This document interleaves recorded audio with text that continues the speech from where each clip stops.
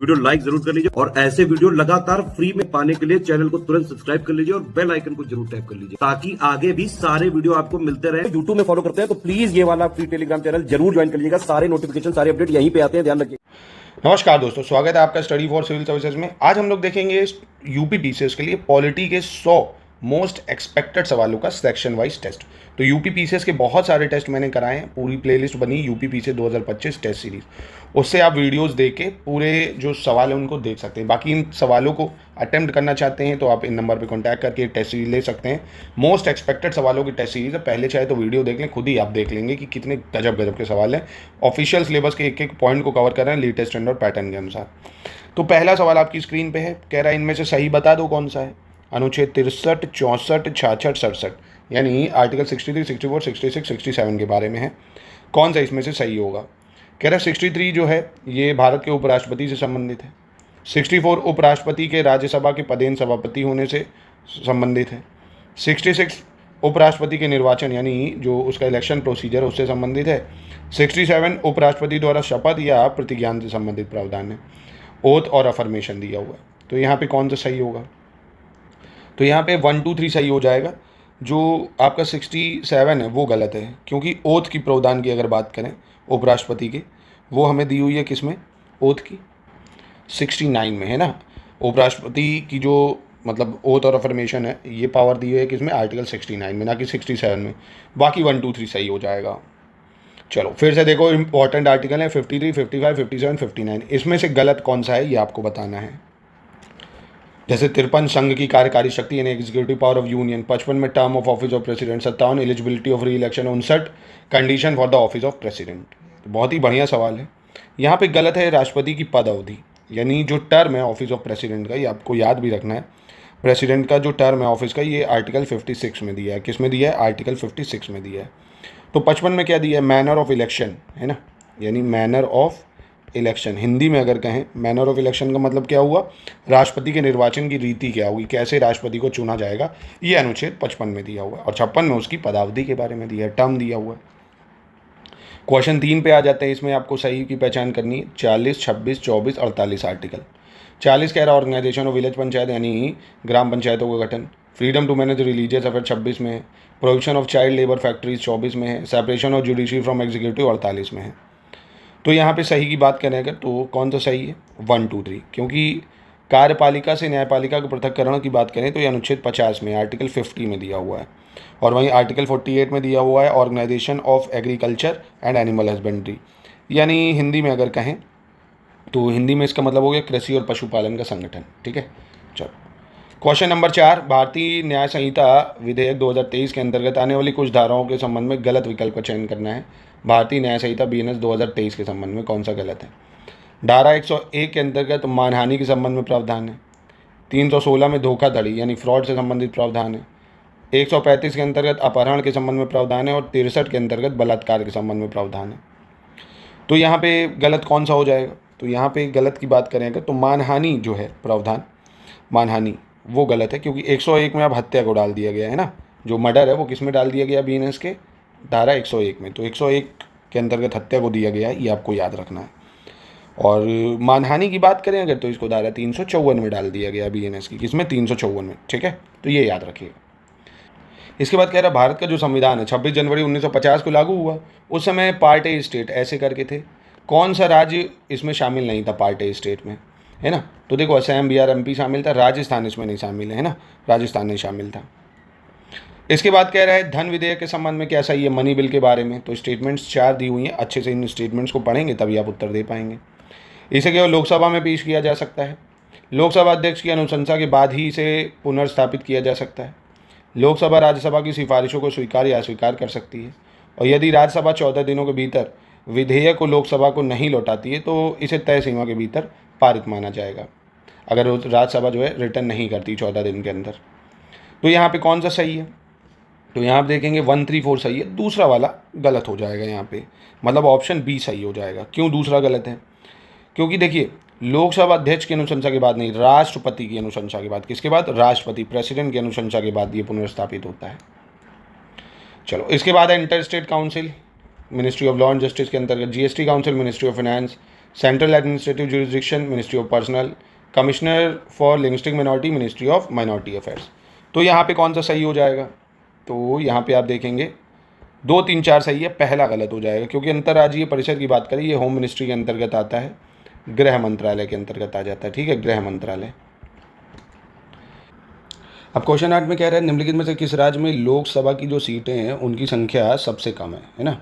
Which among the following state has lowest number of seats in Lok Sabha. तो लोकसभा में सीटों की संख्या इनमें से सबसे कम की बात करें अगर तो राजस्थान में आपको देखने को मिलेंगी। कहाँ पे? राजस्थान में, ठीक है। कितनी है भाई? तो मात्र राजस्थान में 25 सीटें हैं लोकसभा की। कितनी सीटें हैं? 25 सीटें हैं। और वहीं पश्चिम बंगाल की अगर बात करें लोकसभा में, पश्चिम बंगाल की सीटों की संख्या तो 41 है। कितनी है? 41। गुजरात की बात करें तो यहाँ 26 हो जाएंगी।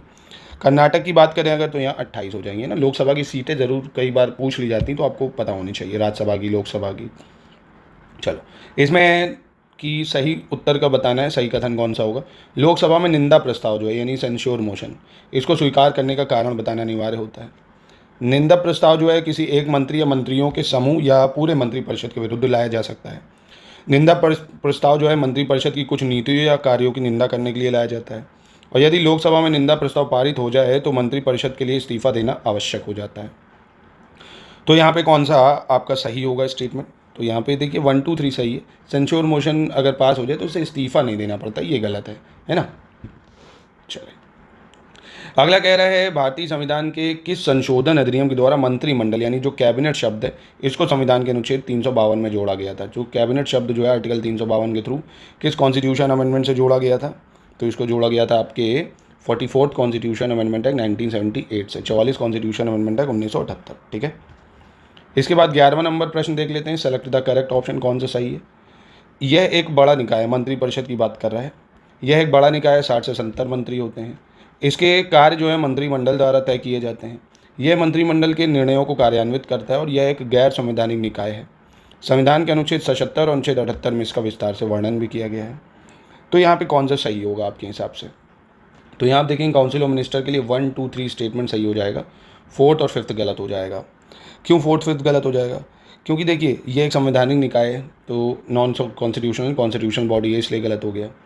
और मंत्रिपरिषद की जो आर्टिकल है वो किस में दिया हुआ है? 74 और 75 में इसका विस्तार से वर्णन है, आर्टिकल 74 और 75 में, इसलिए ये हो गया आपका गलत। तो आंसर हो गया ए। इसके बाद है संसदीय प्रणाली यानी पार्लियामेंट्री सिस्टम की बात करें, इसके संदर्भ में कौन सा सही है? ड्यूअल एग्जीक्यूटिव यानी दोहरी कार्यकारिणी, कलेक्टिव रिस्पॉन्सिबिलिटी सामूहिक उत्तरदायित्व, ड्यूअल मेंबरशिप यानी दोहरी सदस्यता, डिसोल्यूशन ऑफ लोअर हाउस निचले सदन का विघटन होना और सेपरेशन ऑफ पावर यानी शक्तियों का पृथक्करण। तो यहाँ पे कौन सा सही हो जाएगा भाई? तो यहाँ पे आप देखेंगे 1, 2, 3, 4 सही है, 5th गलत हो जाएगा, है ना, 5वां गलत हो जाएगा यहाँ पे। क्वेश्चन नंबर 13 देख लेते हैं। इसमें आपको सही की पहचान करनी, कौन सा सही होगा। कह रहा है राष्ट्रपति पद के चुनाव के लिए न्यूनतम 35 साल होनी चाहिए उम्र, उपराष्ट्रपति के लिए 35 साल, राज्यपाल के लिए 35 साल और राज्यसभा के रूप में चुनाव के लिए 35 साल। तो यहाँ पे सही कौन सा है भाई? तो आसान है, देखिए बहुत, 1, 2, 3 यहाँ पे सही हो जाएगा आपका ना, 4था गलत है। क्योंकि अगर आपको राज्यसभा के रूप में चयनित होना है मेंबर के तो मिनिमम 30 साल आपकी उम्र होनी चाहिए, 30 साल, ठीक है। और दोस्तों देखिए हमारा मेंटोरशिप प्रोग्राम चल रहा है यूपी बीसीएस का, मात्र 499 का। उसमें current affairs, most important topic, notes, test, quiz, बहुत सारी चीज़ें आप उसको ले सकते हैं। ज्ञान सर एजुकेशन ऐप में ये चल रहा है, ठीक है। करंट अफेयर्स भी आपको मिलेगा, बजट वगैरह A to Z पूरा कॉम्बो पैक है जिससे आप प्रीलिम्स का कट ऑफ क्रैक कर सकते हैं। अगला सवाल है, सही बताना है। क्वेश्चन 14 में आपका कौन सा सही होगा। पंचायत के सदस्य के रूप में चुनाव के लिए न्यूनतम आयु 21 वर्ष है। नगर पालिका यानी जो है म्यूनसिपैलिटी के लिए 18 वर्ष। किसी कारखाने में रोजगार के लिए न्यूनतम आयु 15 वर्ष और मतदाता के रूप में पंजीकरण करने के लिए न्यूनतम आयु 18 वर्ष। तो यहाँ पे कौन सा सही हो जाएगा? तो यहाँ पे आप देखेंगे पहला 4था सही हो जाएगा, क्योंकि म्यूनसिपैलिटी के लिए minimum age for election age a member जो है वो कम से कम 21 साल चाहिए और minimum age limit for employment of factory ये 18 साल आपकी होनी चाहिए। सॉरी 18 कह रहा हूँ, 14 साल है ना। मिनिमम लिमिट जो है एम्प्लॉयमेंट फॉर फैक्ट्री 14 ईयर्स होनी चाहिए, ठीक है। तो 1 और 4 यहाँ पे सही हो जाएगा। चलो अगला देख लेते हैं। इसमें आपको सही की पहचान करनी, कौन सा सही होगा। प्रधानमंत्री जो है अपना त्यागपत्र राष्ट्रपति को सौंपता है, भाई प्राइम मिनिस्टर सबमिट करता है इस रेजिग्नेशन लेटर टू प्रेसिडेंट। और सर्वोच्च न्यायालय का जो मुख्य न्यायाधीश है अपना त्यागपत्र राष्ट्रपति को देता है। राज्यपाल अपना त्यागपत्र राष्ट्रपति को सौंपता है, यानी गवर्नर जो है अपना रेजिग्नेशन प्रेसिडेंट को देता है। लोकसभा अध्यक्ष अपना त्यागपत्र राष्ट्रपति को देता है। तो यहाँ पे कौन सा सही हो जाएगा? तो यहाँ पे आप देखेंगे 1 2 3 सही है, क्योंकि स्पीकर जो है लोकसभा का अपना रेजिग्नेशन डेप्यूटी स्पीकर को देता है, ना कि प्रेसिडेंट को। किसको देता है? डेप्यूटी स्पीकर को दे देता है। ठीक है, चलो अगला उत्तर देखते हैं, मतलब अगला क्वेश्चन देखते हैं। क्वेश्चन नंबर 16, भारत के प्रथम मुख्य चुनाव आयुक्त सुकुमार सेन, भारत के प्रथम मुख्य सूचना आयुक्त वजाहत हबीबुल्ला, भारत के पहले केंद्रीय सतर्कता आयोग यानी सेंट्रल विजिलेंस कमीशन MC स्टैलवेट, और भारत के प्रथम अटॉर्नी जनरल गणेश वासुदेव मावलंकर या GV मावलंकर। तो यहाँ आप देख पाएंगे पहला और दूसरा सिर्फ सही है ना, पहला और दूसरा सही, क्योंकि भारत का पहला सेंट्रल विजिलेंस कमीशन की अगर बात करें, पहले केंद्रीय सतर्कता आयोग, तो ये थे आपके नीतोर श्रीनिवास राव, है ना, N श्रीनिवास राव कह सकते हो, N श्रीनिवास राव। और first attorney general of India की बात करें तो ये MC स्टैलवेट थे, MC स्टैलवेट। ठीक है, तो यहाँ पहला और दूसरा आपका सही हो जाएगा, इसको याद रखिएगा। कौन सा सही हो जाएगा? फर्स्ट और सेकंड।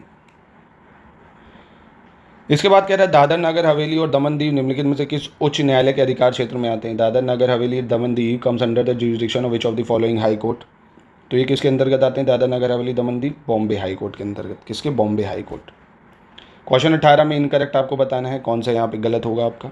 वर्ष 2003 में कह रहा है डोगरी भाषा जो है विशेष रूप से जम्मू तथा हिमाचल प्रदेश में बोली जाती है, उसको मान्यता मिली है।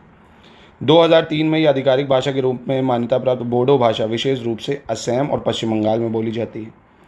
1992 में आधिकारिक भाषा के रूप में मान्यता प्राप्त नेपाली भाषा विशेष रूप से सिक्किम और पश्चिम बंगाल में बोली जाती है। और सिंधी लैंग्वेज जो है जिसको रिकॉग्नाइजेशन 1967 में मिला, ये गुजरात, राजस्थान और MP में बोली जाती है। तो यहाँ पे कौन सा आपका गलत हो जाएगा? तो यहाँ पे आपका कौन सा गलत होगा? यहाँ पे आपका गलत हो जाएगा ऑप्शन नंबर D वाला, क्योंकि सिंधी लैंग्वेज की अगर बात करें गुजरात है, राजस्थान है, MP नहीं, महाराष्ट्र में बोली जाती है ना, गुजरात, महाराष्ट्र, राजस्थान। ठीक है, चलो क्वेश्चन नंबर 19 पे आ जाते हैं। यहाँ पे आपको गलत बताना है, कौन सा गलत होगा। 1950 में भारतीय संविधान की स्थापना के समय मान्यता प्राप्त भाषाओं की संख्या 14 थी। भारतीय संविधान के अनुच्छेद 343 सब क्लॉज 1 के अनुसार भारत की आधिकारिक भाषा देवनागरी लिपि हिंदी है। भारत के संविधान के अनुच्छेद 348 क्लॉज ए में यह प्रावधान है कि सर्वोच्च न्यायालय और प्रत्येक उच्च न्यायालय में सभी कार्रवाई जब तक कि संसद कानून द्वारा अन्यथा प्रदान न करें अंग्रेजी भाषा में की जाएगी। हिमाचल प्रदेश राज्य जो है 2010 में संस्कृत भाषा को अपनी दूसरी आधिकारिक भाषा बनाने वाला भारत का पहला राज्य बना है। Himachal Pradesh had become the first state in India to have Sanskrit language as second official language. तो ये गलत है, क्योंकि 2019 में बना है, 2010 में नहीं, है ना, इसलिए D वाला गलत है। ठीक है, कौन बना है भाई? हिमाचल प्रदेश 2019 में इसने संस्कृत भाषा को दूसरी आधिकारिक भाषा बनाया। 2010 में बनाया था, पर किसने? उत्तराखंड ने, है ना। भारत का पहला राज्य बना था जिसने दूसरी आधिकारिक भाषा संस्कृत बनाई थी 2010 में, UK था, उत्तराखंड। चलो क्वेश्चन नंबर 20 पे आ जाते हैं भाई। निम्नलिखित राष्ट्रीय दलों को उनकी स्थापना के वर्ष के आधार पर कालानुक्रम यानी क्रोनोलॉजी में लगाना है। Bahujan Samaj party, Bharatiya Janata party, communist party of India, Indian national Congress. इसको क्रोनोलॉजी में लगाइए, कौन कब बना। देखिए ये सवाल पूछा जाता है, इसको याद रखना है ना। पार्टीज़ को रिकॉग्नाइजेशन कैसे मिलता है, कौन नेशनल पार्टी कब बनी, ये कई बार पूछा गया, अगर आप एग्जाम में देखना। चलो मिला देते हैं। तो बहुजन समाज पार्टी है, बसपा की बात करें 1984 में बनी थी। BJP की बात करें अगर तो इसको 1980 में दर्जा मिला था। और दूसरी कौन सी भाई? CPI मार्क्सवादी की बात करें 1964 में है। इंडियन नेशनल कांग्रेस आपको पता ही भाई कब बनी थी, 1885 में बन गई थी ये, तो है ना। तो ये है इसका बेसिकली आंसर B हो जाएगा। इसके बाद कह रहा है कौन राष्ट्रपति या उसके द्वारा इस निमित्त नियुक्त व्यक्ति के समक्ष पद की शपथ लेता है, यानी which of the following take the oath of office before the president और person appointed him? CAG, minister of council of state, minister in union या वाइस प्रेसिडेंट। तो इसमें आप देखेंगे एक तो कैग हो गया और दूसरा वाइस प्रेसिडेंट, है ना। 1 और 4 सही हो जाएगा, क्योंकि काउंसिल ऑफ मिनिस्टर है स्टेट का, इसको गवर्नर दिलाएगा, जो वो होती है ओथ। राज्य मंत्रिपरिषद, केंद्रीय मंत्रिपरिषद को राष्ट्रपति दिला देता है ना। तो यहाँ 1 और 4 ही सही होगा। चलो 22 में सही की पहचान करनी है, कौन सा सही होगा यहाँ पे। राष्ट्रगान कह रहा है जो जनगण मन है 24 जनवरी 1950 को अपनाया। 26 जनवरी 1950 को भारत सरकार द्वारा राष्ट्रीय प्रतीक को अपनाया। राष्ट्रीय ध्वज का जो डिज़ाइन है भारत सरकार द्वारा 22 जुलाई 1947 को अपनाया। और राष्ट्रीय कैलेंडर जो है शक संवत पर आधारित है, जिसे 22 मार्च 1950 को भारत सरकार द्वारा अपनाया गया था। तो यहाँ पे सही कौन सा हो जाएगा? तो यहाँ पे आप देखेंगे 1 2 3 सही है, 4 गलत हो जाएगा यहाँ पे, क्योंकि जो शक संवत है ये 22 मार्च 1957 को भारत सरकार द्वारा अपनाया गया था, ना कि 1950 को। कब? 1957 को। ठीक है, तो ये आपको याद रखना है। अगला देखते हैं क्वेश्चन नंबर 23। कह रहे निम्नलिखित में से कौन सा उच्च न्यायालय सबसे पहले स्थापित किया गया था? Which among the following high court was the first one to be establish? तो मणिपुर, मेघालय, त्रिपुरा, सिक्किम, इनमें से सबसे पहले किसकी स्थापना करी गई थी? तो इनमें से सबसे पहले किसकी स्थापना करी गई? सिक्किम की करी गई। 1975 में बन गया था, है ना, जब ये बना था तभी बन गया था। बाकी ये तीनों ही 2013 में बने हैं, 2013 में। आपके लिए सवाल है, भारत में सबसे पहले कौन से हाई कोर्ट बने थे? ये कमेंट बॉक्स में बनाइए, सबसे पहले कौन से बने थे। चलिए क्वेश्चन नंबर 24 पे आ जाते हैं। इसमें कह रहा है किन राज्यों की विधानसभाओं में 200 से ज़्यादा सीटें हैं? केरल, यूपी, कर्नाटक, राजस्थान। 200 से ज़्यादा कहाँ पे हैं? तो आपको पता होगा यूपी में तो आप सभी को कि 403 है भाई, बहुत ज़्यादा है यहाँ पे। कर्नाटक में 224 हैं। राजस्थान की बात करें नेट 200 है यहाँ पे। और वहीं केरल की बात करें तो केरल में कमी है, 140 है। तो बस यहाँ से आप मिला लो, 2, 3, 4 आंसर हो जाएगा यहाँ पे, ठीक है। फिर कह रहे हैं निम्नलिखित में से उन राज्यों का चयन करें जिनमें द्विसदनी विधानमंडल है, यानी बाई कैमरल लेजिस्लेचर है जहाँ पे। तो आपको पता होगा भारत में सिर्फ 6 राज्यों में बाई कैमरल या द्विसदनीय व्यवस्था है। Andhra Pradesh, MP, Karnataka, Bihar, UP. इनमें से कौन सा आंसर इसका सही होना चाहिए? तो देखो, मैं अगर आपको बताऊं, ऐसे याद कर लो मैप से, यूपी बिहार है इधर, है ना, और महाराष्ट्र कर्नाटका है, आंध्र प्रदेश तेलंगाना है ना। तो यूपी हो गया, बिहार हो गया, कर्नाटक हो गया, आंध्र प्रदेश हो गया, यानी 1, 3, 4, 5 हो जाएगा। क्या हो जाएगा इसका आंसर? 1, 3, 4, 5, यानी 25 का ऑप्शन ए बिल्कुल सही हो जाएगा। इसके बाद कह रहा बिहार, झारखंड, पश्चिम बंगाल और उड़ीसा जैसे राज्य निम्नलिखित में से किस क्षेत्रीय परिषद के अंतर्गत आते हैं? है ना, ये किस रीजनल काउंसिल में आता है? बिहार, झारखंड, वेस्ट बंगाल, उड़ीसा, है ना। बिहार है, झारखंड है, वेस्ट बंगाल है, उड़ीसा है। तो ये किस में आ जाएंगे? नॉर्थ, सेंट्रल, ईस्टर्न या वेस्टर्न में? जो जोनल काउंसिल नहीं है, रीजनल काउंसिल, तो ये आ जाएंगे आपके ईस्टर्न रीजनल काउंसिल में, ठीक है। चलो, राजस्थान, गुजरात, मध्य प्रदेश, महाराष्ट्र राज्य निम्नलिखित में से किस जल विवाद न्यायाधिकरण के अंतर्गत आते हैं? यानी वाटर डिस्प्यूट ट्राइब्यूनल जो है, राजस्थान, गुजरात, MP और महाराष्ट्र, ये किस वाटर डिस्प्यूट ट्राइब्यूनल में उलझे हुए हैं? तो इनका देखिए नर्मदा वाटर डिस्प्यूट जो है, ये बिल्कुल सही उत्तर होना चाहिए, Narmada water dispute. Water dispute से सवाल बहुत पूछा जाता है, इसको ज़रूर याद रखना, ये पूछा जा सकता है आपसे। नर्मदा वाटर डिस्प्यूट है ना, काफ़ी पुराना है, 1969 में चल रहा है।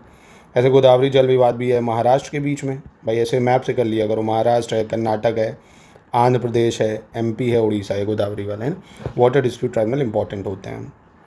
भारतीय संविधान सभा का निम्नलिखित में से कौन सा सत्र कह रहा 1947 में आयोजित नहीं किया गया था? है ना, 1947 में इंडियन कॉन्स्टिट्यूशन असेंबली का कौन सा सत्र नहीं होता? 3rd, 4th, 5th या 6th?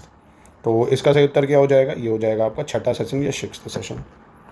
फिर क्वेश्चन नंबर 29 देख लेते हैं। 1946 में गठित अंतरिम सरकार के अंतर्गत निम्नलिखित में से किसे शिक्षा एवं कला मंत्रालय दिया गया था?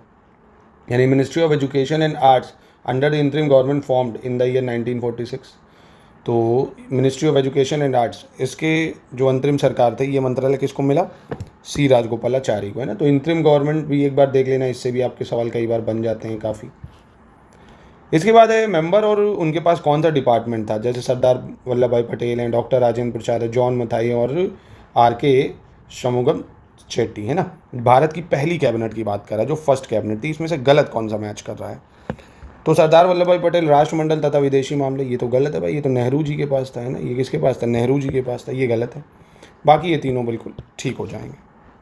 क्वेश्चन 31 राज्य सूची यानी स्टेट लिस्ट की बात कर रहा है, इसमें से कौन सा इनकरेक्ट है या गलत है, ये बताना है। State public debt and per capita tax, यानी राज्य का सार्वजनिक ऋण तथा प्रति व्यक्ति कर, मूल नियंत्रण और आर्थिक एवं सामाजिक योजना, सार्वजनिक स्वास्थ्य एवं स्वच्छता तथा मत्स्य पालन, कृषि आय पर कर तथा उद्योग। तो इसमें से कौन सा गलत हो जाएगा आपका? है ना, इसमें से कौन सा गलत हो जाएगा स्टेट लिस्ट में? तो ये price control and economic and social planning, ये जो है स्टेट लिस्ट में नहीं आता, ये सेंटर लिस्ट के अंतर्गत आ जाता है ना। ये किसके अंतर्गत आ जाएगा? Price control and social planning वगैरह, ये आ जाएगा आपके, नहीं सेंट्रल लिस्ट क्यों होगी ये, माफ़ कीजिएगा, कंकरेंट लिस्ट है ना, समवर्ती सूची का विषय है ये, याद रखना इसको। प्राइस कंट्रोल है, इकोनॉमिक एंड सोशल प्लानिंग तो का अधिकार तो दोनों ही को है, तो कंकरेंट लिस्ट हो जाएगा। इसके बाद कह रहा है इनमें से सही पहचानना है, क्वेश्चन 32 में कौन सा सही होगा। आपातकाल के दौरान मौलिक अधिकारों के निलंबन से संबंधित प्रावधान जर्मनी के वाइमार संविधान से लिए गए, यानी the provision relating to suspension of fundamental right during an emergency have been taken from Weimar constitution of Germany. विधि द्वारा स्थापित प्रक्रिया से संबंधित प्रावधान जापान से लिए गए हैं, और समवर्ती सूची से संबंधित प्रावधान ऑस्ट्रेलिया के संविधान से लिए गए हैं, यानी कॉन्स्टिट्यूशन ऑफ ऑस्ट्रेलिया से लिए हैं। तो यहाँ पे कौन सा सही हो जाएगा? तो यहाँ पे आप देखेंगे तीनों ही स्टेटमेंट बिल्कुल सही हो जाएंगे यहाँ पे, ठीक है। 1 2 3 हो जाएगा। नेक्स्ट क्वेश्चन पे आते हैं, इसको ध्यान से पढ़िएगा। संविधान का 124वां संशोधन विधेयक जो है 2019 उसके संबंध में सवाल है, यानी 124 कॉन्स्टिट्यूशन अमेंडमेंट बिल के संदर्भ में सवाल है। कह रहा है EWS यानी आर्थिक रूप से कमज़ोर वर्ग के लिए ये आया था 9 जनवरी 2019 को। 12 जनवरी 2019 को इस विधेयक को मंजूरी दी गई। 12 जनवरी 2019 को इस विधेयक पर एक गजट भी जारी हुआ और 18 फरवरी 2019 को उत्तर प्रदेश एक सरकारी आदेश के माध्यम से इस प्रावधान को लागू करने वाला दूसरा राज्य बन गया। तो यहाँ पे कौन सा गलत है, मतलब सही देखो पहले। सही की बात करें अगर तो 1 2 3 तो सही है, चौथा गलत हो जाएगा भाई। क्यों?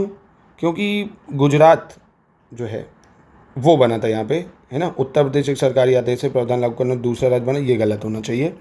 यहाँ पे जो है ना यूपी, गुजरात और झारखंड के बाद तीसरा बना था, क्योंकि पहला गुजरात था फिर झारखंड था शायद, है ना। तो पहला गुजरात, दूसरा झारखंड, तीसरे पे उत्तर प्रदेश था, ना कि दूसरे पे। तो 1 2 3 सही हो जाएगा। चलो इसको ध्यान से पढ़ लो। कॉन्स्टिट्यूशन अमेंडमेंट है 46, 86, 101, 103। कौन सा इसमें से सही होगा ये आपको बताना है। यानी 86 कॉन्स्टिट्यूशन अमेंडमेंट से कह रहा है कंपलसरी एजुकेशन करी गई 6 से 14 साल के बच्चों के लिए। और 101 कॉन्स्टिट्यूशन अमेंडमेंट जो है ये इसने क्या करा, GST को इंट्रोड्यूस करा। 103 कॉन्स्टिट्यूशन अमेंडमेंट एक्ट ने 10% रिजर्वेशन दी इकोनॉमिकली वीकर सेक्शन को। तो यहाँ पे कौन सा सही हो जाएगा? तो यहाँ पे आप देखेंगे पहला दूसरा सही है, तीसरा गलत हो जाएगा यहाँ पे। क्यों?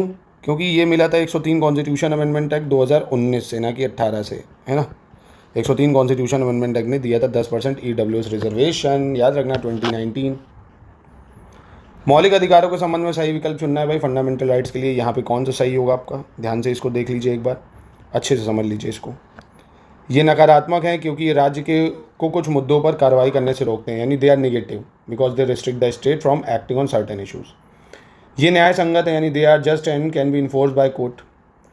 इनका उद्देश्य देश में लोकतांत्रिक राजनीतिक व्यवस्था स्थापित करना है, कानूनी तौर पर वैध है यानी लीगली वैलिड है, और इन्हें लागू करने के लिए अधिनियम की आवश्यकता होती है। Legislation is required to implement these rights. तो यहाँ पे बहुत ही आसान था, ये बस पांचवा गलत हो जाएगा, 1 2 3 4 सही है। इन्हें देखिए लागू करने के लिए किसी कानून की ज़रूरत नहीं है, तो फंडामेंटल राइट्स है ना, ये छीने ही नहीं जा सकते, ठीक है। छीने गए तो सुप्रीम कोर्ट पहुँच जाओ आर्टिकल 32 से। चलो इसके बाद क्वेश्चन नंबर 36 पे आते हैं। इसमें सही की पहचान करनी है आपको, कौन सी सही होगा। 371A, B, C और F, है ना। कौन सा सही मैच नहीं कर रहा है इसमें, कह रहा है देखो 371A में कह रहा है स्पेशल स्टेटस मिजोरम को दिया गया है। तो 371 में स्पेशल स्टेटस मिजोरम को नहीं, नागालैंड को है। किसको है? नागालैंड को। तो यही गलत हो गया यहाँ पे। 371B में असम को, ठीक है। C से मणिपुर को, F को सिक्किम को है। 2 3 4 सही है, पहला गलत हो जाएगा यहाँ पे। क्वेश्चन 37 देख लेते हैं। आर्टिकल 170 है, 176 है, 80 है, 76 है। इसमें से सही की पहचान करनी है आपको, कौन सा सही होगा यहाँ पे। अनुच्छेद 170 कह रहा है विधान परिषदों की संरचना से संबंधित है। तो यहाँ पे ये गलत है, ये विधान परिषद नहीं, विधान सभाओं की संरचना, यानी आपको कॉम्पोजिशन ऑफ लेजिस्लेटिव असेंबली में दिया है 170 में। विधान परिषदों की संरचना की बात करें तो वो तो अनुच्छेद 171 में है। 176 बहुत इंपॉर्टेंट है, राज्यपाल का विशेष अभिभाषण यानी special address of governor. Rajya Sabha की संरचना 80, भारत का महान्यायवादी यानी अटॉर्नी जनरल 76। तो यहाँ 2 3 4 सही हो जाएगा आपका, ठीक है। 2 3 4 आपका सही हो जाएगा। क्वेश्चन 38, इसमें आपको गलत की पहचान करनी है, कौन सा गलत होगा। संविधान की जो 7वीं अनुसूची है इसके अंतर्गत केंद्र और राज्य सरकारों द्वारा करों और कर्तव्यों को लगाने के संबंध में विभिन्न वस्तुओं का उल्लेख किया गया है। प्रत्येक राज्य में लोकसभा सीटों की संख्या जो है वो परिसीमन आयोग द्वारा निर्धारित होती है। और भारत का संविधान का अनुच्छेद 243M जो है 243M, इसके अनुसार पंचायती राज व्यवस्था जो है नागालैंड, मेघालय, मिजोरम को छोड़कर सभी राज्यों और केंद्रशासित प्रदेशों में है, ठीक है। तो यहाँ पे गलत कौन सा होगा ये आपको बताना है। तो यही गलत है, 38 का C। क्योंकि आप देखेंगे पंचायती राज व्यवस्था जो ना, पहली चीज़ तो नागालैंड है, ठीक है, और मेघालय में भी नहीं है, मिजोरम में भी नहीं है, सभी राज्यों और केंद्र शासित प्रदेश में है, पुडुचेरी नहीं, दिल्ली को छोड़कर, है ना, दिल्ली को छोड़कर। दिल्ली में नहीं है, पुडुचेरी में है, दिल्ली में नहीं है, ये आपको याद रखना होगा, ठीक है। चलो क्वेश्चन 39 पे आते हैं। इसमें आपको सही की पहचान करनी है। भारतीय संविधान ने शुरू में 15 वर्षों की अवधि के लिए सभी आधिकारिक उद्देश्यों के लिए अंग्रेजी भाषा के उपयोग को अनुमति दी थी। केंद्र के साथ साथ राज्यों के वित्तीय खेलों की जांच का कार्य भी भारत के नियंत्रक और मालिका परीक्षक द्वारा किया जाता है, कैग के द्वारा। राज्य सरकार द्वारा पंचायतों की वित्तीय स्थिति की समीक्षा के लिए हर 5 साल में एक वित्त आयोग का गठन करती है। फाइनेंस कमीशन हर 5 साल में बनाती है। तो यहाँ पे कौन सा सही है? तो यहाँ पे भी आप देखेंगे तीनों सही हो जाएंगे, चलो क्वेश्चन नंबर 40 पे आ जाओ। यहाँ देखो कौन सा सही है। Equal pay for equal work, यानी समान कार्य के लिए समान वेतन, संविधान के अनुच्छेद 39 घ में है, यानी 39D में है। इसके अंतर्गत राज्य के नीति निर्देशक सिद्धांत का भाग है। भारत की स्वतंत्रता के बाद महात्मा गांधी ने सुझाव दिया था कि भारतीय राष्ट्रीय कांग्रेस को अब एक राजनीतिक दल के रूप में भंग कर देना चाहिए। और वहीं 26 जनवरी को भारतीय संविधान लागू करने का निर्णय इसलिए लिया गया कि 1929 में कांग्रेस ने कहा था कि इस स्थिति को स्वतंत्रता दिवस के रूप में मनाएंगे, है ना। तो यहाँ पे कौन सा सही है, ध्यान से इनको भी पढ़िए एक बार। तो पहला दूसरा तो सही है, तीसरा गलत हो जाएगा यहाँ पे। क्यों गलत है? क्योंकि ये 1930 में हुआ था, है ना, आपको पता होगा। संविधान लागू करने के लिए बोला था ना, लाहौर रेजोल्यूशन पास किया था कि 26 जनवरी भारतीय संविधान को लागू करने का निर्णय 1930 के लिया गया था, इसलिए, ना कि 1929 में। तो पहला दूसरा यहाँ पे आपका ठीक हो जाएगा। दोस्तों 20-20 करिए, 30-30 करिए, आराम आराम से रुक रुक के करिए, पर अभ्यास जितना ज़्यादा आप कर लेंगे आपका कॉन्सेप्ट उतना ज़्यादा मजबूत हो जाएगा हर चैप्टर का। क्योंकि टेस्ट का यही फ़ायदा होता है, टेस्ट में पूरी बुक की, मतलब जो चैप्टर इंपॉर्टेंट है, सारे चैप्टर्स के जो मोस्ट एक्सपेक्टेड सवाल हुए हैं वो हम कवर कराते हैं। तो इनको आप 20-20, 30-30 करके करिए। नहीं 100 कर पाते हैं ऐप में, ऐसे करिए, है ना, करिए ज़रूर। ऐप में ये टेस्ट ले लीजिए, नंबर पर कॉन्टैक्ट करके। हमारे मेंटोरशिप प्रोग्राम जो है 499 का, उसमें भी ये सब हम आपकी प्रैक्टिस कराएंगे। चलो चूज़ द इनकरेक्ट, इसमें आपको फिर से गलत की पहचान करनी होगी। कौन सा गलत है भाई? भारतीय संविधान का कह रहा 73वां संशोधन अधिनियम जो 1992 में आया था, और भारत में पंचायत जो अनुसूचित क्षेत्रों का विस्तार अधिनियम वर्ष 1986 में संसद द्वारा पारित किया गया था 1986 में। और 24 अगस्त 1946 को पहली अंतरिम राष्ट्रीय सरकार की घोषणा की गई थी, फर्स्ट इंटरिम गवर्नमेंट, 24 अगस्त 1946। दवाओं में मिलावट जो है BNS 1860 की धारा 274 के तहत दंडनीय है। तो यहाँ पे कौन सा गलत होगा? तो यहाँ पे आप देखेंगे ये वाला गलत है, क्योंकि पंचायत एक्ट जो है पीस आई है 1996 का है ना, 1996। चलो इसमें भी आपको गलत पहचानना है। चूज़ द इनकरेक्ट, कौन सा गलत होगा?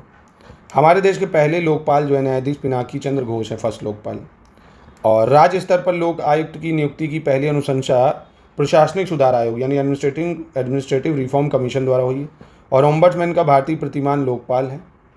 प्रशासनिक सुधार आयोग जो है, जिसने पहली बार लोकपाल और लोकायुक्त के निर्माण की सिफारिश की थी, उसके अध्यक्ष गुलजारी लाल नंदा थे। कौन थे? गुलजारी लाल नंदा। तो यहाँ पे कौन सा गलत है मेरे भाई? यही गलत हो जाएगा, डी वाला। क्यों डी वाला गलत हो जाएगा? क्योंकि प्रशासनिक सुधार आयोग जो है, इसके जो अध्यक्ष थे मोरारजी देसाई थे। कौन थे? मोरारजी देसाई। चलो 43 को ध्यान से पढ़िए, इसमें आपको गलत पहचानना है। कह रहा है जो रेगुलेटिंग एक्ट था 1773, इसके अंतर्गत कलकत्ता में सर्वोच्च न्यायालय की स्थापना का प्रावधान था। और 1813 के चार्टर एक्ट के तहत ब्रिटिश संसद ने चाय और चीन के साथ व्यापार को छोड़कर भारत के साथ ईस्ट इंडिया कंपनी के व्यापार एक अधिकार को समाप्त कर दिया। और ब्रिटिश संसद के चार्टर एक्ट 1813 ने भारत में व्यापार पर ईस्ट इंडिया कंपनी के एक अधिकार को समाप्त कर दिया। तो यहाँ पे कौन सा इनकरेक्ट है या गलत हो जाएगा?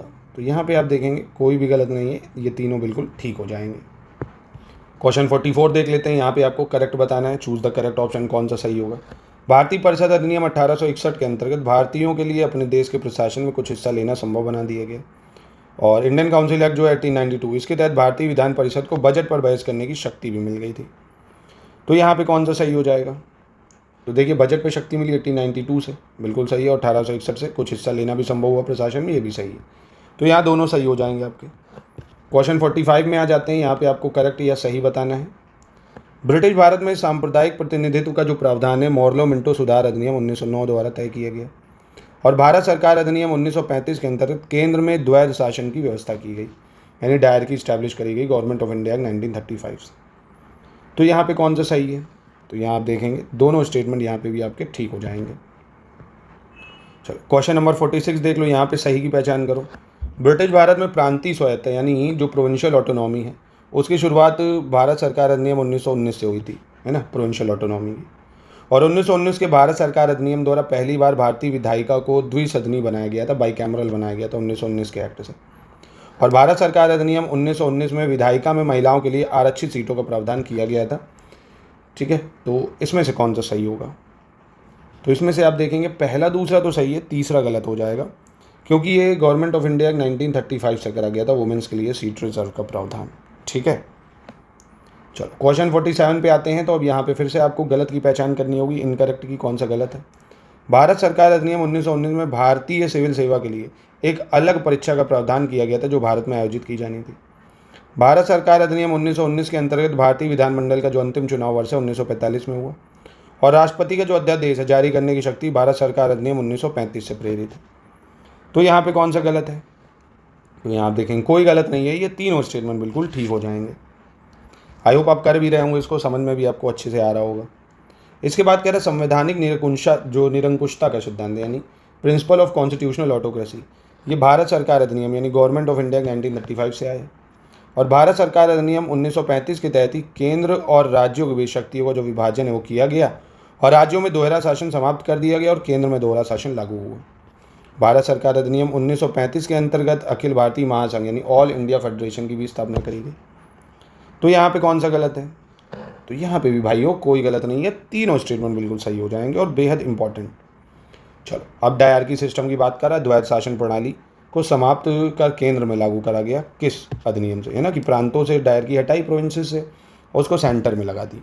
तो याद रखना पहले आया था गवर्नमेंट ऑफ इंडिया 1919, उससे प्रोविंसेस में लगाई। हमेशा छोटे से शुरुआत करेंगे ना किसी चीज़ की, यहाँ नहीं सफल हुआ या सफल हो गया तो उसके बाद लगाएंगे फिर केंद्र में, है ना। 1935 से केंद्र में लगी है, तो इसका आंसर तो नन ऑफ दीज हो जाएगा। ठीक है, याद रखना प्रांतीय स्तर पर द्वैध शासन को समाप्त करके केंद्र पे लगाया था 1935 से।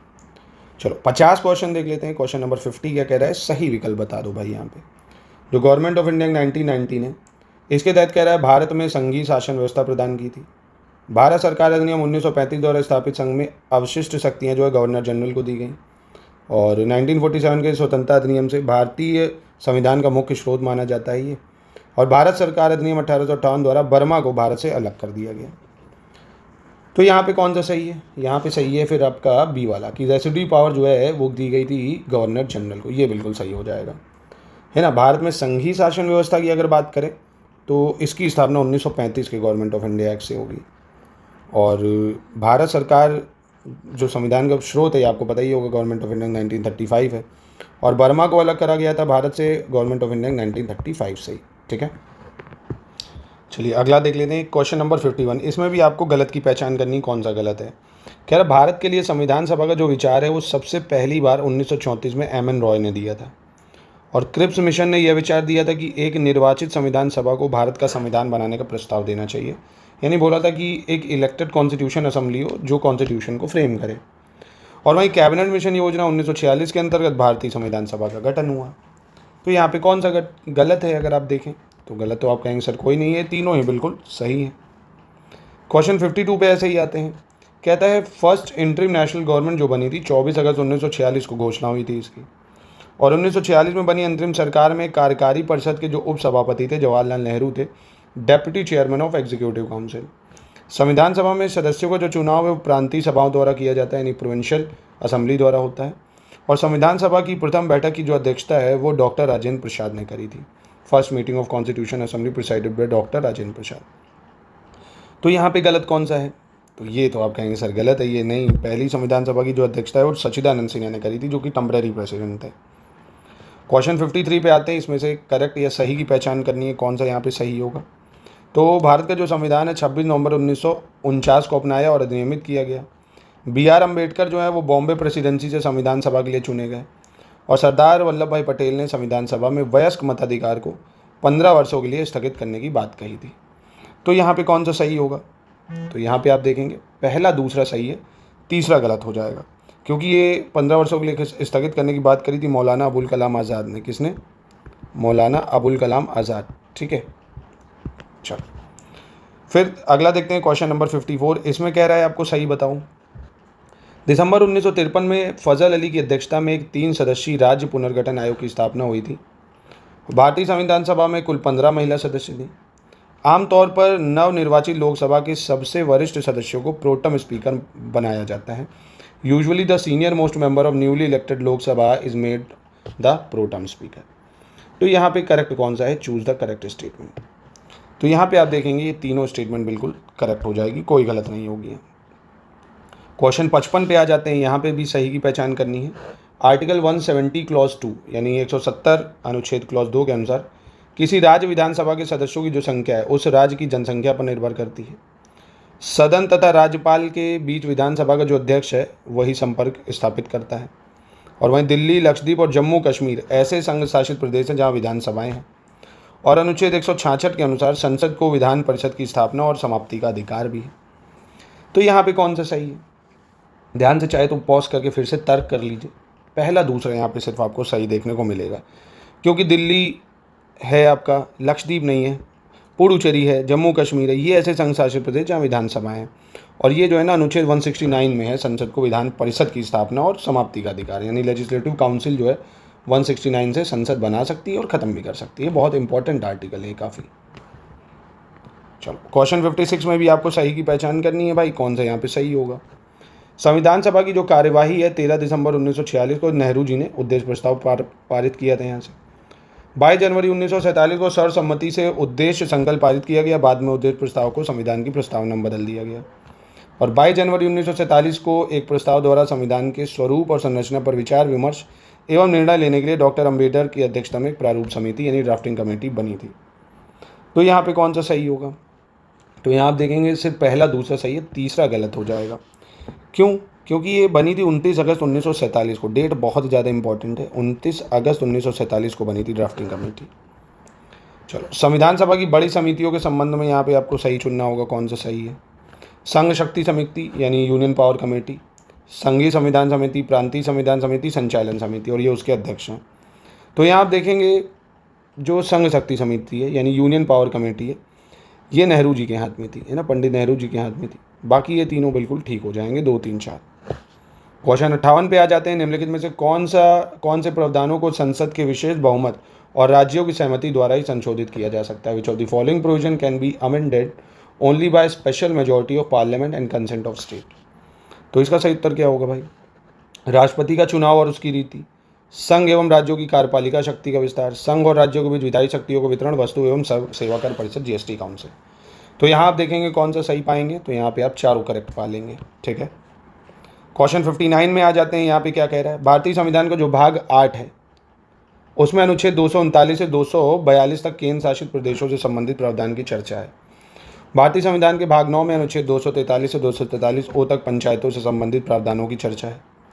और भारतीय संविधान के भाग 10 में अनुच्छेद 243 पी से 243 जेड तक नगर पालिकाओं से संबंधित प्रावधानों की चर्चा की गई है। तो यहाँ पे कौन सा सही है? यहाँ पे देखिए ए भी सही है, भैया सी वाला गलत हो जाएगा, क्योंकि जो ये नगर पालिका के प्रावधान है की बात करें हम, तो ये भाग 9A में है, ना कि 10 में है। 9A में है, आर्टिकल ठीक है पर पार्ट गलत है। चलो क्वेश्चन नंबर 60 पे आ जाते हैं। 60 में आपको सही बताना है। प्रेम बिहारी नारायण रायजादा भारतीय संविधान के सुलेखक थे और 102 संविधान संशोधन अधिनियम 2018 के अंतर्गत राष्ट्रीय पिछड़ा वर्ग आयोग को संवैधानिक दर्जा प्रदान किया गया था, जिसे 1993 में संसद के एक अधिनियम द्वारा स्थापित किया गया है। और मूल संविधान के हिंदी संस्करण का जो सुलेखन है वो SN मुखर्जी द्वारा किया गया है, कैलीग्राफी जो हिंदी वर्जन है कॉन्स्टिट्यूशन की। तो यहाँ पे कौन सा सही होगा? तो यहाँ पे आप देखेंगे पहला दूसरा सही है, क्योंकि इसको करा गया है प्रेम बिहारी नारायण रायजादा के द्वारा, है ना, ये गलत है। चलिए अगला देखते हैं। इसमें आपको सही बताना है कि इस क्वेश्चन 61 में कौन सा सही होगा। कह रहे इंदिरा गांधी बनाम राजनारायण जो केस था 1971 में हुए लोकसभा चुनाव से संबंधित है। इंदिरा गांधी का जो निर्वाचन क्षेत्र है रायबरेली था, जिसमें चुनाव जीतने के लिए अवैध सरकारी मशीनरी का दुरुपयोग किया गया था। और वहीं वर्ष 1979 में जो इलाहाबाद है, इलाहाबाद हाईकोर्ट ने अपना फैसला सुनाते हुए इंदिरा गांधी के पक्ष में आए चुनावी नतीजे को रद्द कर दिया और उनके 6 साल तक चुनाव लड़ने पर प्रतिबंध भी लगाया। तो इनमें से कौन सा सही होगा ये आपको बताना है। तो आसान है, पढ़ा होगा आपने। ये 1989 ने 1975 में कहा था, तभी तो फिर इमरजेंसी लगा देती हूँ, है ना, कि 1975 में इलाहाबाद हाईकोर्ट ने कहा था 6 साल तक चुनाव नहीं लड़ सकती। ठीक है, तो पहला दूसरा सही है सिर्फ यहाँ पे। क्वेश्चन 62 में आपको सही बताना है, यहाँ पे कौन सा सही होगा। कह रहे हैं जो एंटी डिफेक्शन लॉ है, दल बदल विरोधी कानून, 10वीं अनुसूची में 52 कॉन्स्टिट्यूशन अमेंडमेंट तक 1985 से ऐड किया गया था। और वहीं भारतीय संविधान का जो अनुच्छेद 248 है, भारतीय संसद और राज्य विधानमंडल के बीच कराधान सहित विधायी शक्तियों को वितरित करता है, यानी डिस्ट्रीब्यूट करता है legislative power including taxation between Indian parliament and state legislature. और अनुसूचित जनजातियों के हितों की रक्षा के लिए भारत के संविधान में 5वीं और 6ठी अनुसूची द्वारा विशेष प्रावधान करे गए। तो यहाँ पे कौन सा सही हो जाएगा? तो यहाँ देखेंगे पहला तीसरा सही है, क्योंकि लेजिस्लेटिव पावर का जो डिस्ट्रीब्यूशन है 248 में नहीं है, आर्टिकल 246 में है। महत्वपूर्ण आर्टिकल है, आपसे पूछा भी जा सकता है। ठीक है, तो 1 और 3 सही है। चलो क्वेश्चन 63 देख लो, यहाँ पे आपको सही बताना है। कह रहा 42 कॉन्स्टिट्यूशन अमेंडमेंट एक्ट 1976 के माध्यम से भारत के संविधान की जो प्रस्तावना है यानी प्रियम्बल है, उसमें 3 नए शब्द समाजवादी, धर्मनिरपेक्ष, अखंडता यानी सोशलिस्ट सेक्युलर इंटीग्रिटी जोड़ा गया है। उल्फा नामक उग्रवादी संगठन मेघालय राज्य से संबंधित है। तो यहाँ पे कौन सा सही हो जाएगा? तो यहाँ पे आप देखेंगे सिर्फ पहला सही होगा, दूसरा गलत हो जाएगा, क्योंकि जो उल्फा नाम का जो उग्रवादी संगठन है ये असम से संबंधित है, मेघालय से नहीं, असम। ठीक है, चलो आगे देखें, अगला देख लेते हैं। और हाँ, इसका फुल फॉर्म भी अगर पूछ ले तो याद रखना उल्फा का क्या है, United liberation front of Assam. Question 64 देख लो, इसमें आपको सही की पहचान करनी है। कह रहा केसी वेरे ने राज्य के नीति निर्देशक तत्वों को लक्ष्यों और आकांक्षाओं का घोषणा पत्र कहा है। पहली बात, इवॉर जनिंग ने भारत की संसदीय प्रणाली को कैबिनेट सिस्टम कहा है। टीटी कृष्णमाचारी ने भारत के आपातकालीन प्रावधानों को संवैधानिक तानाशाही या कॉन्स्टिट्यूशनल डिक्टेटरशिप कहा है। और भारत संविधान के भाग 4 को मैग्ना कार्टा भी कहा जाता है। तो यहाँ पे कौन सा सही हो जाएगा? यहाँ पे देखेंगे 1, 2, 3 सही है, क्योंकि भाग 3 को भारत का मैग्ना कार्टा कहा जाता है, फंडामेंटल राइट्स को, ना कि डीपीएसपी को। ठीक है, चलो क्वेश्चन नंबर 65 पे आ जाते हैं। इसमें आपको सही की पहचान करनी, चूज द करेक्ट ऑप्शन। कह रहा है सर अर्नेस्ट बार्कर ने भारतीय संविधान को अर्धसंघी कहा है, क्वासी फेडरल कहा है। W.H. मॉरिस जोन्स ने भारतीय संविधान को बार्गेनिंग फेडरलिज्म कहा है। ग्रैनविल ऑस्टिन ने इंडियन कॉन्स्टिट्यूशन को कोऑपरेटिव फेडरलिज्म कहा है। तो यहाँ पे कौन सा सही होगा? तो यहाँ पे आप देखेंगे कौन सा सही है, तो इसमें आपका दूसरा तीसरा सही है, पहला गलत हो जाएगा। क्यों? क्योंकि अर्धसंघी या क्वासी फेडरल भी जो है ये केसी वेरे का कहना है ना। किसने कहा है? केसी वेरे। ठीक है, चलो अगला देख लेते हैं क्वेश्चन 66। इसमें आपको सही की पहचान करनी है, यहाँ पे कौन सा सही होगा। जो संपत्ति का अधिकार है, प्रॉपर्टी का जो अधिकार है, उसको 42 कॉन्स्टिट्यूशन अमेंडमेंट एक्ट 1976 से कह रहा है हटाया गया था, और इसको भाग 12 में 300 का में डाल दिया गया है। लीगल राइट है, कानूनी अधिकार है। और वहीं 20 और 21 अनुच्छेद को छोड़कर राष्ट्रपति के पास अनुच्छेद 359 के तहत मौलिक अधिकारों को निलंबन करने की शक्ति है, मतलब वो हटा सकता है। तो यहाँ पे कौन सा सही है?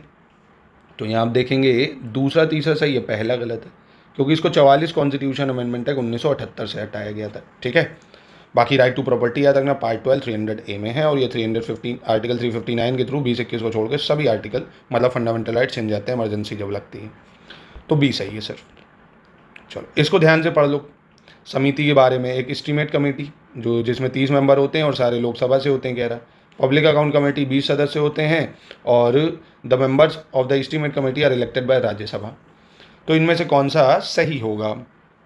तो इनमें से आप देखेंगे पहला, दूसरा, तीसरा सही है, चौथा गलत है ना, क्योंकि एस्टीमेट कमेटी के जो मेंबर होते हैं पूरे कहाँ से हम ले लेते हैं? लोकसभा द्वारा ले लिया जाता है। ठीक है, इसका समय भी वगैरह याद रखेंगे, 1 साल होता है। तो यानी 1, 2, 3 सही कर लेना। अगला देख लेते हैं 68। यहाँ पे भी आपको सही की पहचान करनी होगी, कौन सा यहाँ पे सही है। राइट टू इन्फॉर्मेशन एक्ट 2005 यानी सूचना का अधिकार जो अधिनियम है 12 अक्टूबर 2005 से लागू हुआ। NGT यानी राष्ट्रीय हरित न्यायाधिकरण अधिनियम 2010 के द्वारा देश में एक राष्ट्रीय हरित न्यायाधिकरण का गठन हुआ है। खाद्य मिलावट निवारण अधिनियम पहली बार 1954 में आया, और भारत में अनुसूचित जाति अनुसूचित जनजाति अधिनियम 1989 30 जनवरी 1990 से लागू हुआ। तो यहाँ पे कौन सा सही है? तो यहाँ पे भी मेरे भाई देखोगे आप, चारों स्टेटमेंट बिल्कुल सही हैं और बहुत ही बढ़िया सवाल है।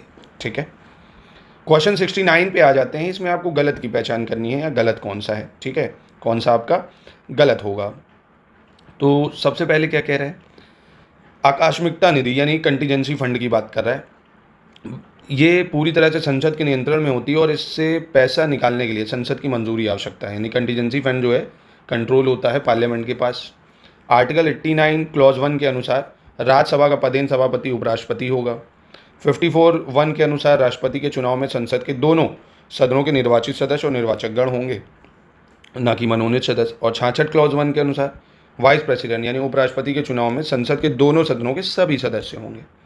तो यहाँ पे कौन सा गलत है? तो यहाँ पे आप देखेंगे पहला वाला गलत हो जाएगा। क्यों? क्योंकि आकस्मिकता निधि जो कंटीजेंसी फंड है, पहले तो आर्टिकल याद रख लो 267 है इसका, है ना, contingency fund of India consolidated fund 266 में। ये कंटीजेंसी जो फंड होता है राष्ट्रपति के जो है अंडर नियंत्रण में होता है ना। इससे धन निकालने के लिए संसद की मंजूरी की आवश्यकता नहीं होगी, राष्ट्रपति के पास होता है। इमरजेंसी सिचुएशन में इसको निकाला जाता है। चलो क्वेश्चन नंबर 70 देख लो भाई, क्या कह रहा है। क्वेश्चन 70 में आपको गलत की पहचान करनी है, कौन सा गलत होगा। भारतीय संविधान का अनुच्छेद 268 में संचित निधि यानी कंसोलिडेटेड फंड के बारे में बताया गया है, ये बता रहा है। और भारतीय संविधान का 248 संसद की अवशिष्ट विधायी शक्तियों का प्रावधान करती है, रेसिडुअरी पावर का। ज्वाइंट सिटिंग जो है बोथ हाउसेज ऑफ पार्लियामेंट, ये ऑर्डिनरी बिल और फाइनेंस बिल के लिए होती है। और संसद के दोनों सदनों के समक्ष रखने वाले वार्षिक वित्तीय विवरण को केंद्र सरकार का बजट कहा जाता है। तो यहाँ पे कौन सा गलत हो जाएगा? अभी मैंने ऊपर बताया ना, कंसोलिडेटेड फंड आर्टिकल 266 में है, ना कि 268 में। ठीक है, बाकी तीनों बिल्कुल सही हो जाएंगे। क्वेश्चन 671 देख लेते हैं। अब यहाँ पे आपको सही बताना है फिर से।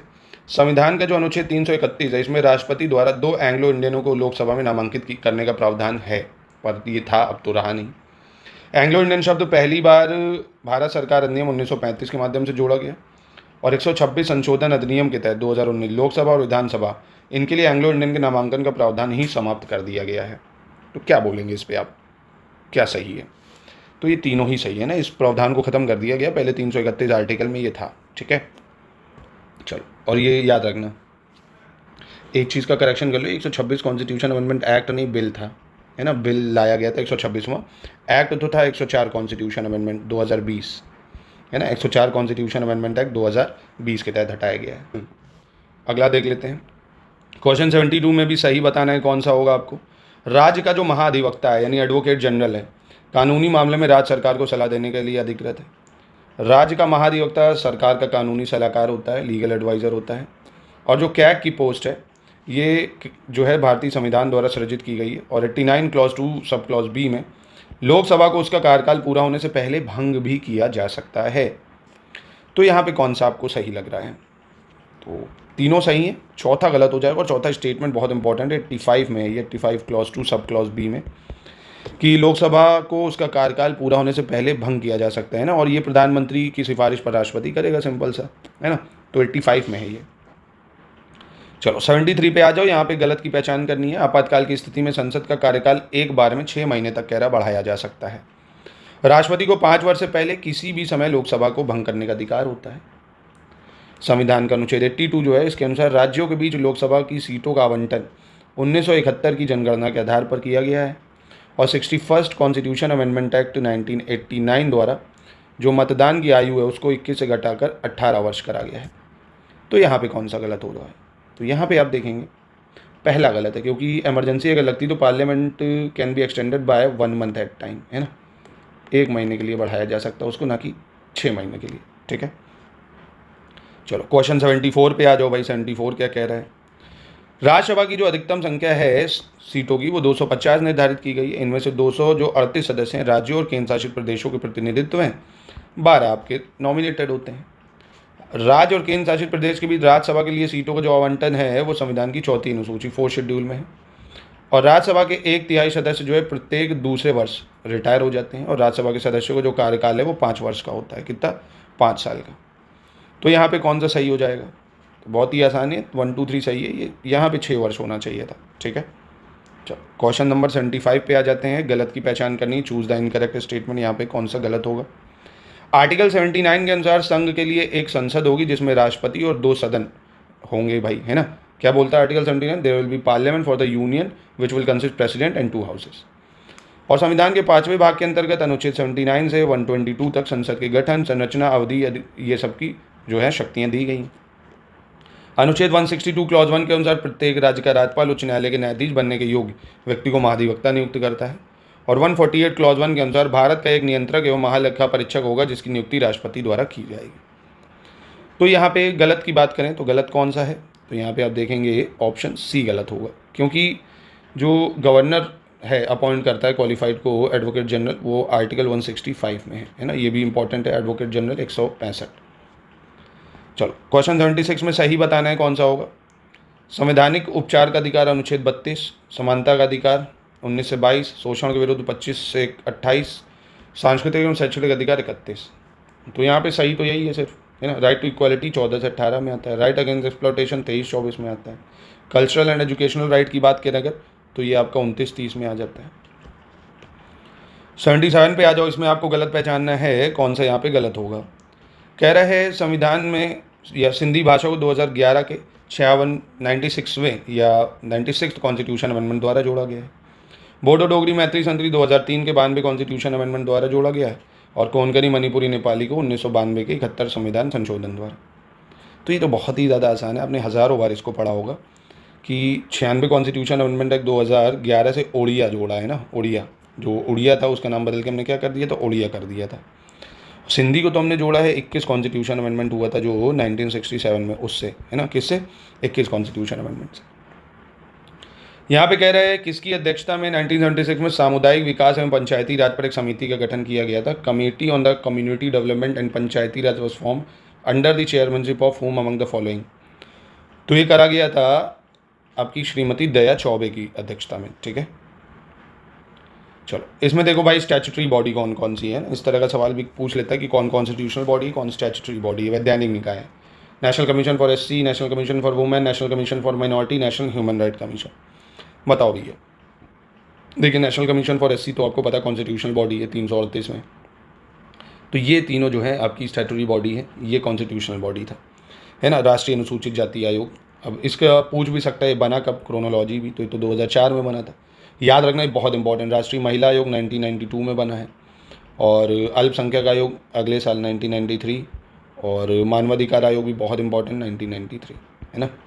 ये पूछ सकता है आपसे, तो यहाँ सिर्फ 2 3 4 सही है, पहला नहीं होगा। चलो क्वेश्चन नंबर 80 में भी आपको सही की पहचान करनी, कौन सा सही है। कह रहा है जो जज होते हैं हाई कोर्ट के वो प्रेसिडेंट द्वारा नियुक्त होते हैं, और उच्च न्यायालय के न्यायाधीश का कार्यकाल 65 वर्ष की आयु तक होता है भाई, हाई कोर्ट का। उच्च न्यायालय के न्यायाधीश राष्ट्रपति को संबोधित करके अपने पद से इस्तीफा दे सकता है, और उच्च न्यायालय के न्यायाधीशों को राष्ट्रपति के आदेश से पद से हटाया भी जा सकता है, और राष्ट्रपति ऐसा आदेश संसद के सत्र में पारित प्रस्ताव के आधार पर ही जारी कर सकता है, ठीक। फिर कह रहा है 226 जो है इसके तहत उच्च न्यायालय को मौलिक अधिकारों को लागू करने के लिए रिट भी जारी करने की शक्ति है। तो बहुत ही बढ़िया हाई कोर्ट के लिए देखिए सवाल है, यहाँ पे बस ये गलत है, टेन्योर जो है ना हाई कोर्ट के लिए वो 62 साल ही होता है, सुप्रीम कोर्ट के लिए 65 है, तो 2 गलत है, बाकी 1 3 4 5 बिल्कुल सही हो जाएगा। इसी के साथ आगे बढ़ते हैं, और आपको मैं याद दिला दूँ हमारा मेंटोरशिप प्रोग्राम लेना ना भूले दोस्तों, 499 का है मात्र, और एकदम शुरुआत से भी अगर आप तैयारी करना चाहते हैं 2026 RO की, 2026 UP PCS की, इलाहाबाद हाईकोर्ट RO की भी वैकेंसी अक्टूबर में आनी है, इसकी तैयारी भी आप कर सकते हैं। तो समस्त तैयारी आप इन नंबर पे कांटेक्ट करके, या ज्ञान सर एजुकेशन आपको डाउनलोड कर लीजिए, मात्र 999 के अंदर आप तैयारी कर लेंगे पूरी, ठीक है। फिर अब विधान परिषद के कुल सदस्यों की संख्या के चुनाव के तरीके के संबंध में सही बताना है ना।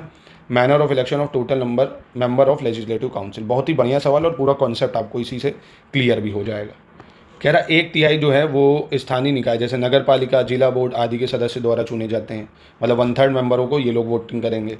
1/12 जो है राज्य के भीतर रहने वाले 3 साल के स्नातक ग्रेजुएट लोग वोट करेंगे। 1/12 राज्य में 3 साल के अनुभव वाले शिक्षक जो होंगे वो करेंगे। 1/3 राज्य की विधानसभा के सदस्य द्वारा उन व्यक्तियों में से चुने जाते हैं जो विधानसभा के सदस्य नहीं हैं। विधान परिषद के कुल सदस्यों में से 1/6 अप्रत्यक्ष रूप से निर्वाचित होते हैं, और 5/6 राज्यपाल द्वारा, यानी 1/3, 1/12, 1/12, 1/3, 1/6। यहाँ पे आपका देखेंगे 4 सही है, 5वां गलत हो जाएगा, क्योंकि गवर्नर जो है नॉमिनेट करता है 5/6, ये वाला प्रावधान यहाँ पे जो है ये गलत हो जाएगा, क्योंकि विधान परिषद के कुल सदस्यों में से 5/6 जो होते हैं वो अप्रत्यक्ष रूप से निर्वाचित होते हैं, और 1/6 जो है वो गवर्नर नॉमिनेट करता है, इसलिए ये गलत है, ठीक है भाई। आपको पता ना भारत में सिर्फ 6 ही राज्यों में है लेजिस्लेटिव काउंसिल, उनका चुनाव हम लोग तो वोट करते नहीं MLCs को, ये लोग करते हैं, ये लोग चुनते हैं इनडायरेक्टली उनको। चलो इसमें सही बताना है, क्वेश्चन 82 में कौन सा सही होगा। अनुच्छेद 360 के तहत युद्ध, बाहरी आक्रमण और सशस्त्र विद्रोह के कारण लगे आपातकाल को राष्ट्रीय आपातकाल कहते हैं। राज्यों में अनुच्छेद 352 के तहत संवैधानिक तंत्र की विफलता के कारण आपातकाल को राष्ट्रीय शासन कहा जाता है। अनुच्छेद 356 के तहत भारत की वित्तीय स्थिरता या साख पर खतरे के कारण लगाए गए आपातकाल को वित्तीय आपातकाल कहते हैं, यानी फाइनेंशियल इमरजेंसी।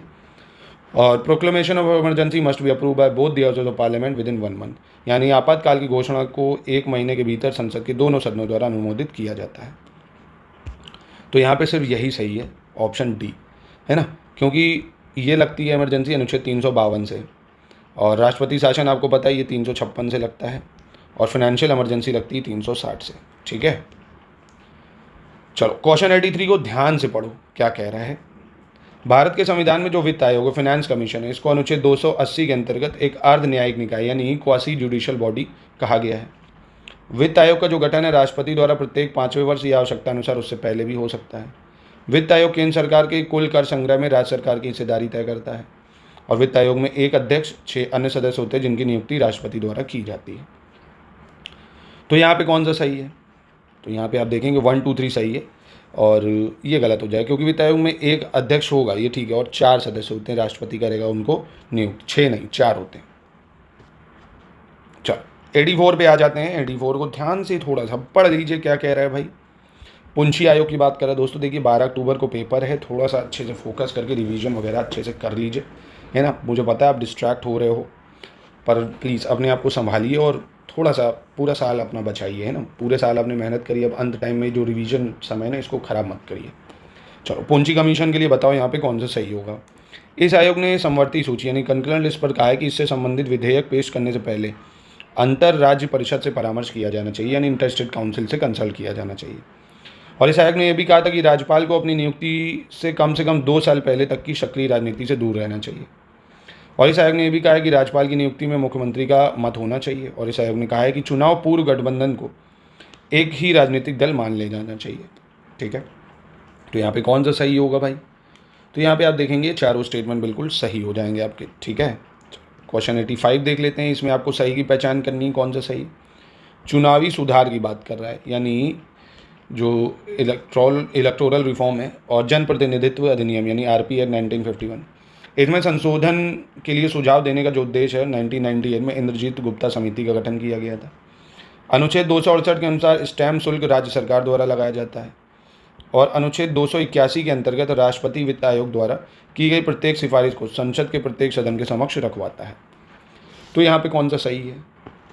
तो यहाँ आप देखेंगे पहला तीसरा सही है, क्योंकि अनुच्छेद जो 268 है इसके अनुसार स्टैम्प शुल्क जो है वो केंद्र लगाएगा, ना कि राज्य लगाएगा। स्टैम्प ड्यूटी कौन लगाता है, केंद्र लगाता है, ये आपको याद रखना है, इंपॉर्टेंट पूछ सकता है, आप कंफ्यूज भी हो सकते हो। Stamp duty is levied by state government, ये गलत है, लिवाइड बाय सेंट्रल गवर्नमेंट, है ना, स्टैम्प ड्यूटी। 86 देख लेते हैं। कौन अगस्त 1952 में स्थापित राष्ट्रीय विकास परिषद की संरचना का हिस्सा नहीं था नेशनल डेवलपमेंट काउंसिल के हिसाब से। PM chief justice of India, chief minister और सारे UT के जो एडमिनिस्ट्रेटर है वो मेंबर ऑफ नीति आयोग।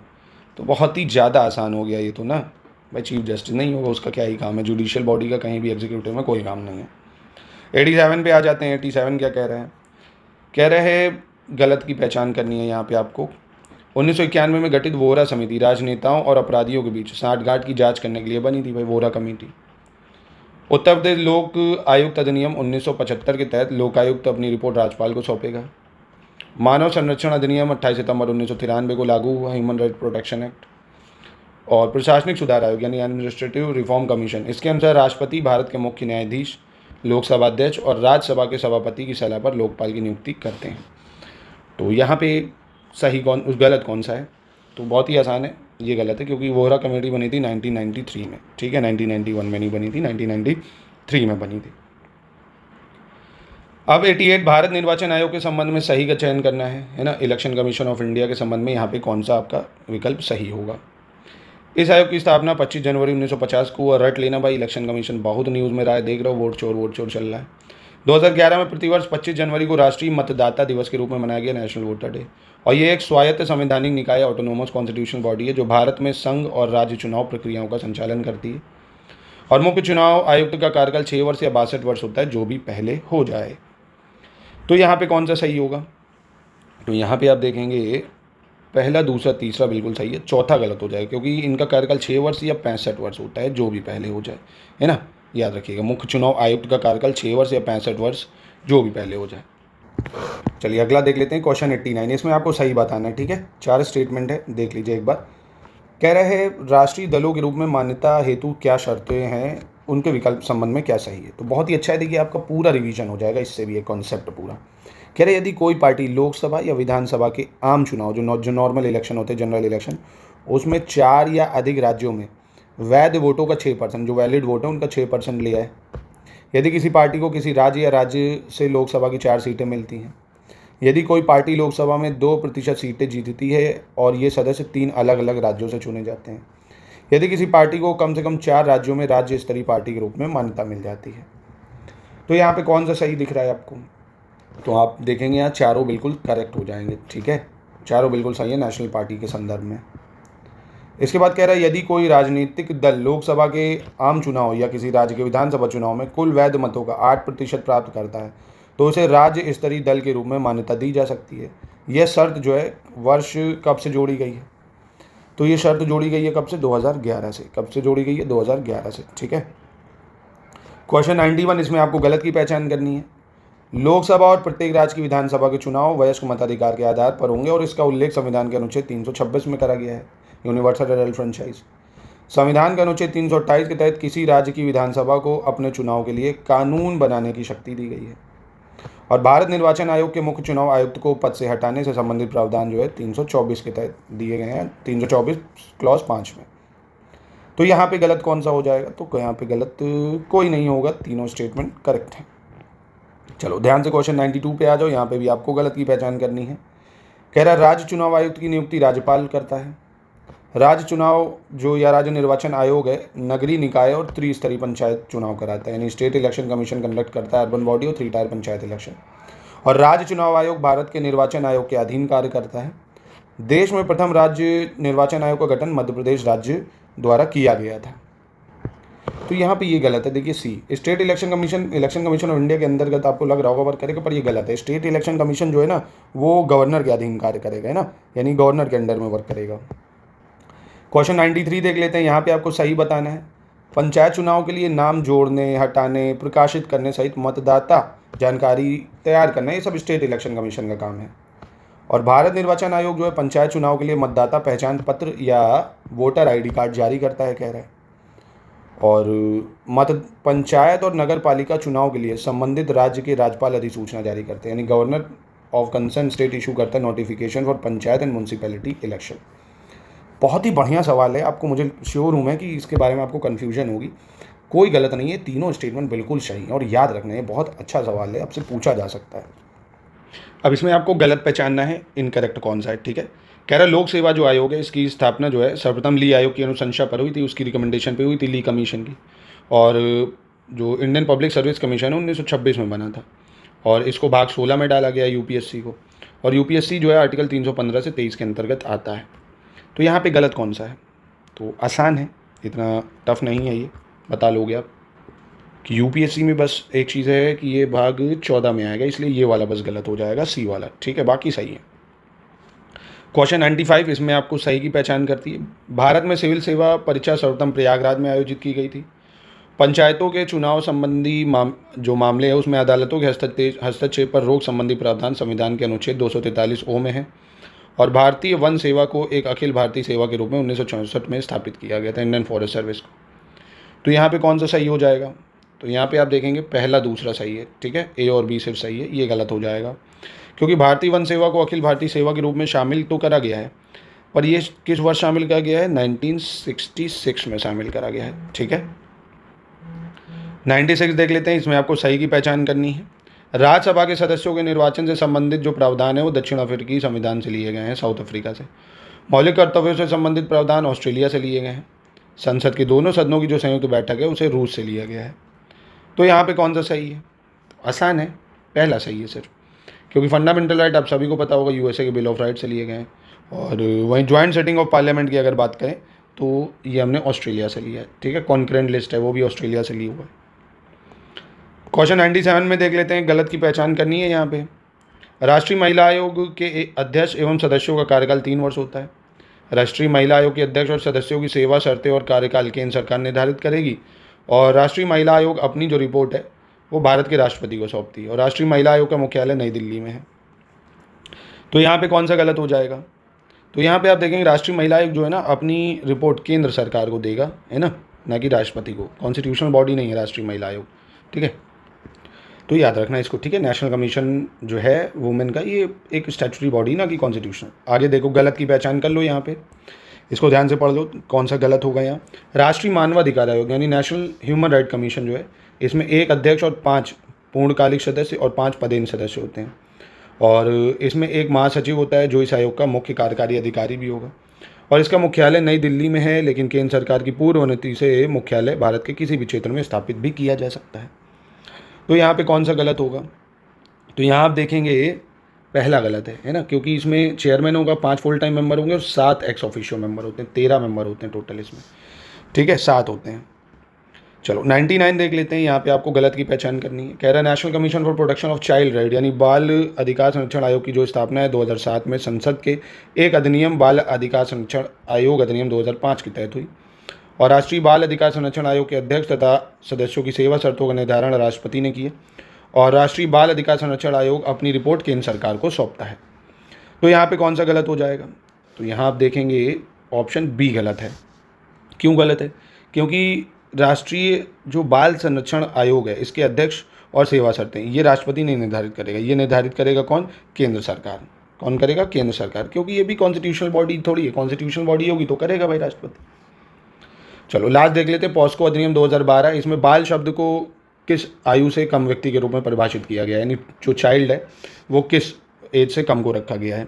तो यहाँ पे 18 साल से कम के बच्चों को चाइल्ड माना गया और वहाँ देखो जो हम लोग चाइल्ड सेक्स रेशियो लिखते हैं वो 0 से 6 साल में लेते हैं। इसलिए अगर आप 18 साल से कम के बच्चों को किसी भी तरह से छेड़छाड़ करते हो, देखते हो, स्पर्श करते हो, बहुत तगड़ा कानून है इसका। अच्छा एक विष कन्या बोला गया इसको। इसका बड़ा मिसयूज़ भी होता है।